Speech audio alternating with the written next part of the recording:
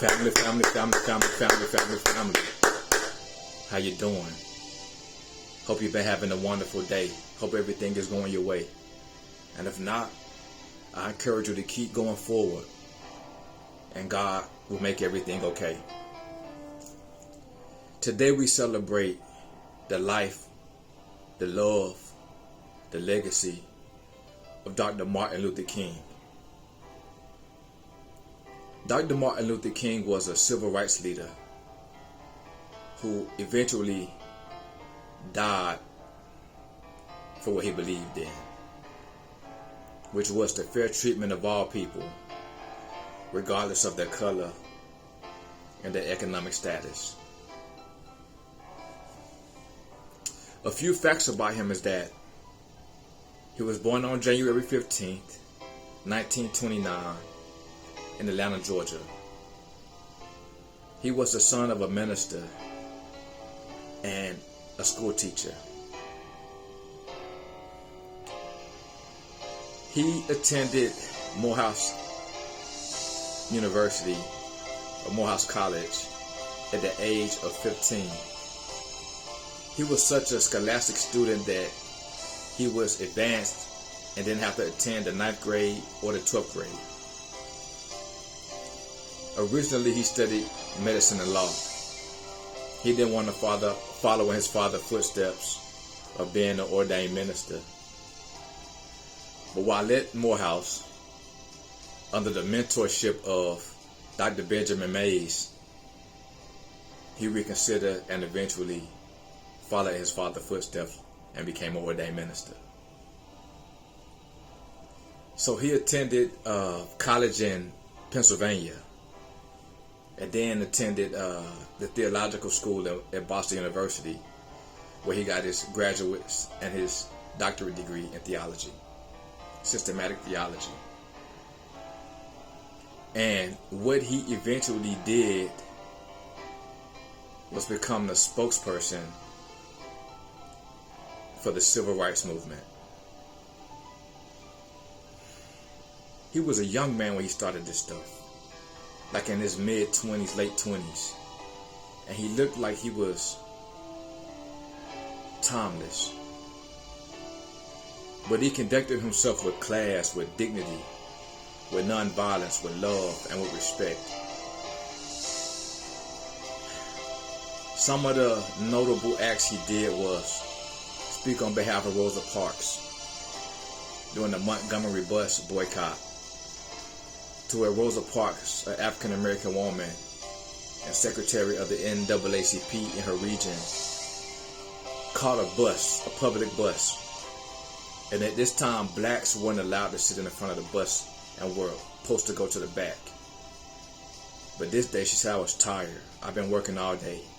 And I'm a human being just like everybody else, regardless of my color.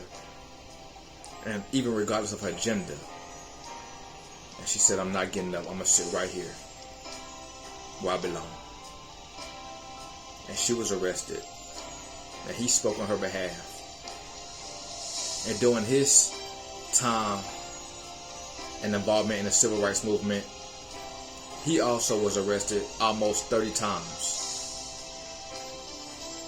A nonviolent man. A peaceful man. A loving man, who was just trying to get fair treatment of another human being. Ultimately, he was assassinated in April of 1968. But a little known fact is that 10 years prior to that, an attempted assassination occurred while he was at a bookstore signing books. And the woman who came in said, "Are you Martin Luther King Jr.?" And he said, "Yes, I am." And she stabbed him in the chest with a pencil sharp object. And they said it came right beside his aorta. And had he sneezed, it would have killed him. That was 10 years prior to him actually getting assassinated. But it goes to show a few things, guys. Even when you live right, life still presents a fight. But the thing is, when you stand for what's right, your legacy will live on forever. Now imagine if Martin Luther King never stood up for African Americans who were treated unfairly. We probably wouldn't be where we are today and have the opportunities that we have today. He gave a speech saying, "I have a dream." And essentially he was saying he sees this country and this world where there's no racism, where people are not based upon not judged based upon the color of their skin, but they're judged based upon the content of their character or the way they love, treat, and respect others. Even though that was over 50 years ago, 60, 70 years ago, the civil rights movement pretty much centered on racial issues, injustices based on race, economic unfairness based on race. It's kind of seemed like we at the same place in our history. But this time it's just not about color. We have people who are discriminated upon because of their religious beliefs. We have people discriminated on because of their gender. We have people discriminated upon because of they were born in another country, or they were born in another state, or they were born in another city. We have people discriminated upon because they're not at a certain economic status. And I can go on and on and on. So we may not have a public civil rights movement as Dr. Martin Luther King led, but we individually, you and I, can try to treat everyone with dignity and respect. It doesn't cost us anything but a little thought, a little effort, and a little empathy. Will everybody respond to your respect and love towards them with respect and love towards you? No. As we saw, Dr. Martin Luther King had 2 assassination attempts on his life, and the final one was successful. And he preached non-violence. He practiced non-violence. He lived non-violently. And yet he was killed in a violent manner. So I'm not saying that when you do the right thing, you're not going to encounter any obstacles, any hatred, any mistreatment. I'm not saying you're going to encounter that. Because time and time again we see where we do encounter the opposite of what we give out. Even though for the most part, we kind of get back what we put out. Another example, Jesus Christ. The ultimate example of nonviolence. The ultimate example of love. The ultimate example of empathy and compassion. And what happened to him? He too was killed, assassinated, murdered, unjustly. But guess what? His legacy still lives on too. So ladies and gentlemen, even though this is Martin Luther King Day, and I'm so grateful I have the honor and privilege to have lived a life after he did what he did, so it'd be easier for me. It's an unwritten obligation that I continue on his dream, that you and I continue on his dream, that we individually treat everybody with love, respect, and dignity.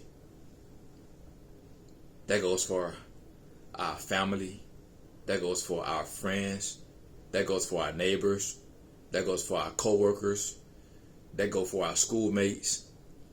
That go for our teammates. That go for our political leaders.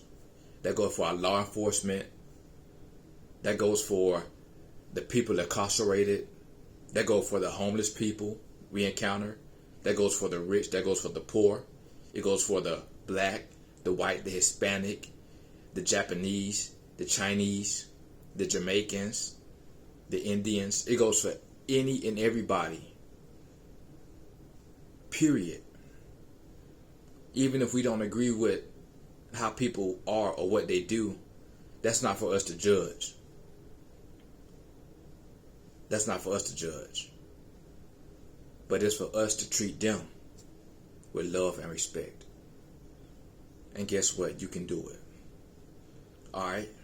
And the person I wanted to mention last, who you must treat with love, respect, dignity, honor, is God.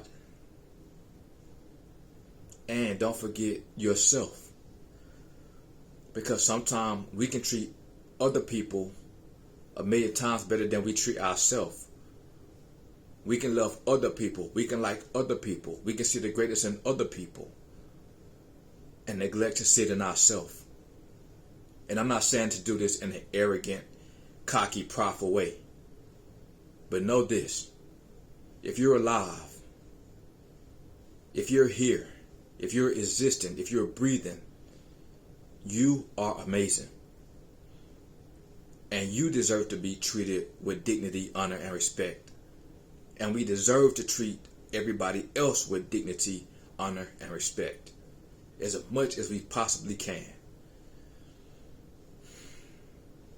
Even if they don't treat us the same. So it's 2020. We're about to undergo a transition of leadership. We're still dealing with this global pandemic.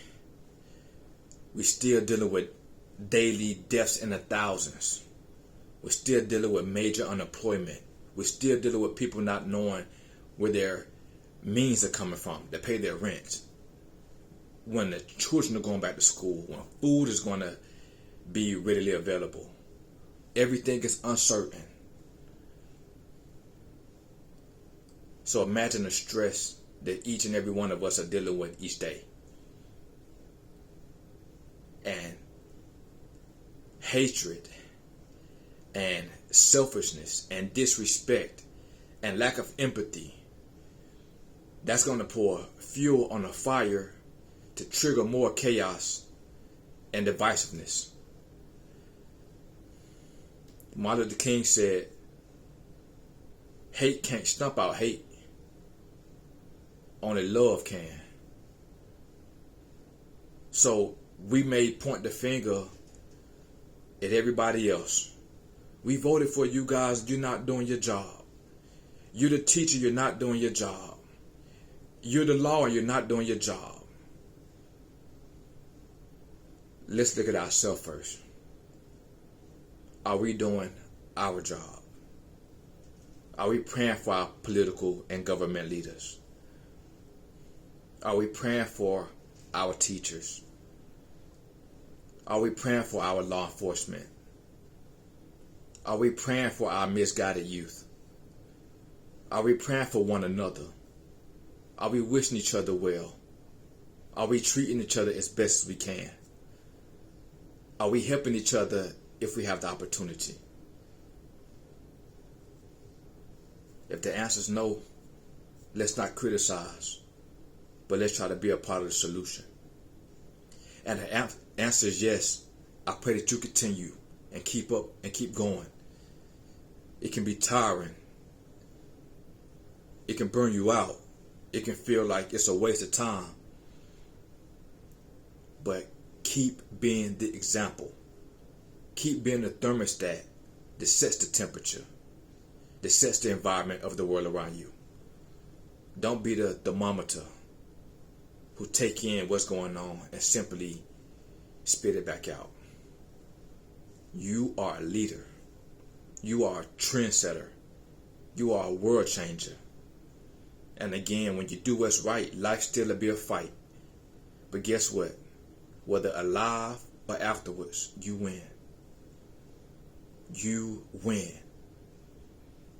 And your children will walk in the blessings of the good life you've lived. So, just know that you can do it. You can do it, whatever it is. Keep your dream. Keep your vision. Let's try to bring unity as much as possible. Let's try to love as much as possible. Let's try to be respectful as much as possible. We're all one human race. We're all one family. We just look different, talk different, live in different places. That's it. But we're all the same. We're all the same. Alright. Dr. Martin Luther King, thank you. God bless the King family. God bless everybody associated with them and the civil rights movements. But guys, we got to have a movement now to where our whole world just embrace each and everybody, because we all we got. Divided we fall. Together we can stand. Let's not fall. We done fell enough. Let's stand. Love you.